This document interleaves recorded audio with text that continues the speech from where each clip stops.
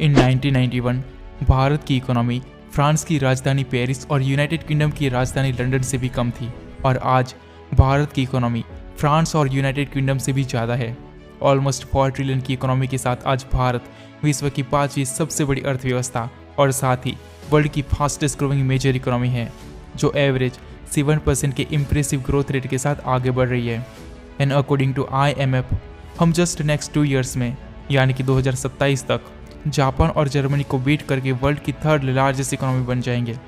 हम already massive 16 trillion की PPP economy के साथ चीन और USA के बाद विश्व की 3rd लार्जेस्ट इकोनॉमी बन चुके हैं। हम 1947 से 2007 तक करीब 58 साल लग गए 1 ट्रिलियन की इकोनॉमी बनते हुए। फिर दूसरी 1 ट्रिलियन की इकोनॉमी ऐड करने में हमें सिर्फ 8 साल लगे, और फिर दूसरी 1 ट्रिलियन की इकोनॉमी ऐड करने में हमें सिर्फ 7 साल लगे, और वो भी कोविड की वजह से देर हो गई। हम 2021 में 3 ट्रिलियन की इकोनॉमी बने और 2024 में हम ऑलमोस्ट 4 ट्रिलियन की इकोनॉमी बन गए, यानी कि दूसरा 1 ट्रिलियन ऐड करने में हमें सिर्फ 3 साल लगे, और अब हमें सिर्फ 1.5 साल लगेगा दूसरी 1 ट्रिलियन इकोनॉमी ऐड करने में। एंड 2030 के बाद भारत हर साल अपनी इकोनॉमी में 1 ट्रिलियन से भी ज़्यादा ऐड करेगा। तो आज इस वीडियो में हम आज से 6 साल भारत की बात करेंगे, आज के भारत के साथ कंपैरिजन करते हुए। पॉपुलेशन, आज भारत ना सिर्फ विश्व की मोस्ट पॉपुलस कंट्री है, बल्कि वर्ल्ड की लार्जेस्ट यंग फोर्स के साथ the world's most new potential super power भी बन गया है। आज 2024 में भारत की टोटल पॉपुलेशन 1.4 बिलियन से भी ज़्यादा है, जो 2030 तक बढ़कर 1.5 बिलियन से भी ज़्यादा हो जाएगी। अगर हमारी यंग फोर्स का सही इस्तेमाल किया जाए और उनको सही सुविधाएं उपलब्ध करवाई जाए, तो हम 2030 तक 10 ट्रिलियन इकोनॉमी का मार्क भी क्रॉस कर सकते हैं। तो अब बात करते हैं इकोनॉमी की। देखो, जिस देश की इकोनॉमी जितनी ज़्यादा होती है, उस देश को उतना ही विकसित और पावरफुल माना जाता है। आज तो यूनाइटेड स्टेट ऑफ अमेरिका की इकोनॉमी वर्ल्ड की बिगेस्ट इकोनॉमी है। दैट्स वाई USA को वर्ल्ड की सुपर पावर का टाइटल मिला हुआ है, और इसी रेस में हमारा पड़ोसी चाइना भी आगे बढ़ रहा है।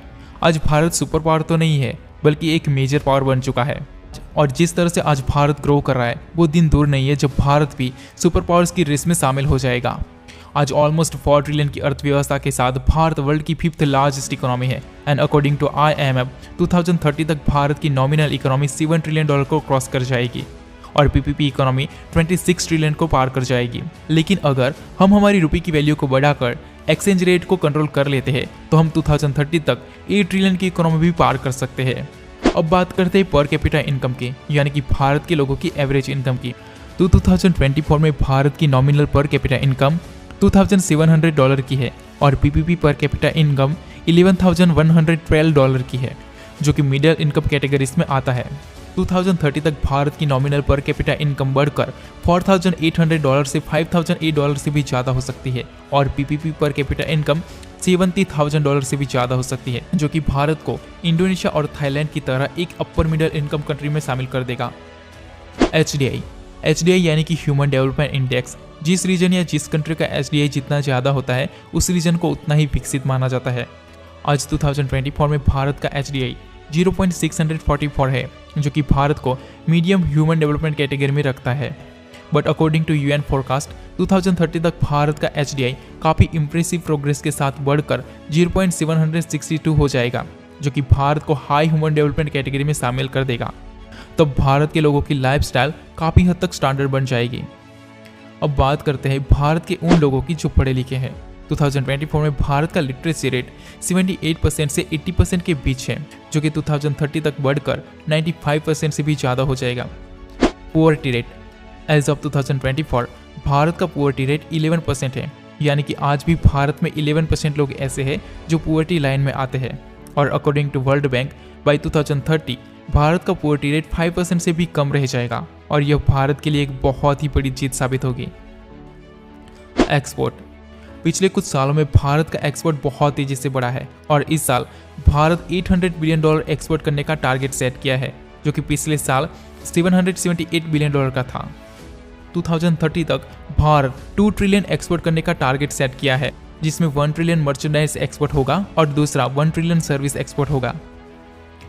इंफ्रास्ट्रक्चर, आज भारत का इंफ्रास्ट्रक्चर बहुत तेजी से इंप्रूव हो रहा है, एंड इंडियन गवर्नमेंट 2018 से 2025 तक इंडियन इंफ्रास्ट्रक्चर पाइपलाइन प्रोजेक्ट के अंडर $1.9 ट्रिलियन स्पेंड कर रही है, जो कि इंडोनेशिया, बांग्लादेश और पाकिस्तान की कंबाइंड इकोनॉमी से भी ज़्यादा है, जिसमें नए highway, expressway, metro, bullet trains, railway हर जगह काम हो रहा है।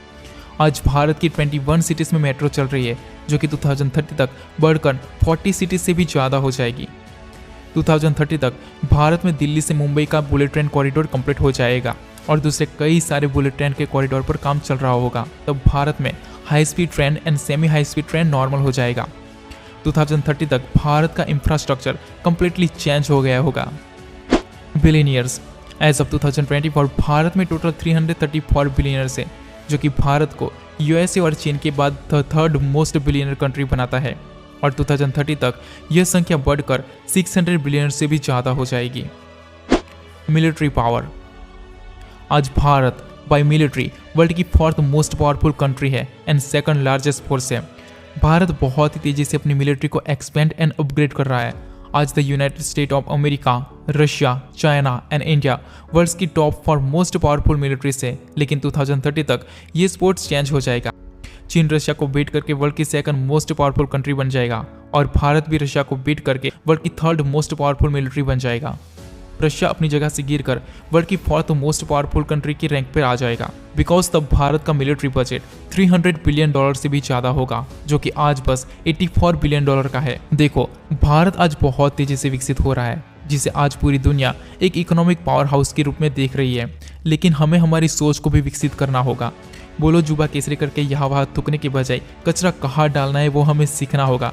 क्लीननेस का बहुत ही ध्यान रखना होगा, वुमेन सेफ्टी का ध्यान रखना होगा, एनवायरनमेंट का ध्यान रखना होगा, एक दूसरे की रिस्पेक्ट करके सबको एक साथ लेकर आगे बढ़ना होगा। तब जाकर भारत एक सच्चा विश्व गुरु बन पाएगा, वरना भारत डेवलप तो हो जाएगा लेकिन वेस्ट जैसी खोखली सोसाइटी में बंद कर रह जाएगा।